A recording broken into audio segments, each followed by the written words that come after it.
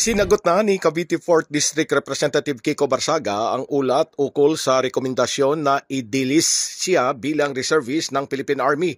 Sa post sa kanyang social media page, sinabi ni Barsaga na maalis man siya sa AFP Reserve Forces, hindi umano maalis ang kanyang pagdanais na ipaglaban ang sambayanang Pilipino. Una nang sinabi ni Philippine Army spokesperson Colonel Louie Di Maala na inirekomendang tanggalin si Barsaga bilang reservist ng Philippine Army dahil sa kanyang mga post sa social media. Kabilang dito ang post ng kongresista na nag-uudyok na makikiisa ang mga miyembro ng Armed Forces of the Philippines, Philippine National Police o PNP at mga reservists sa malawakang kilos protesta noong September 21.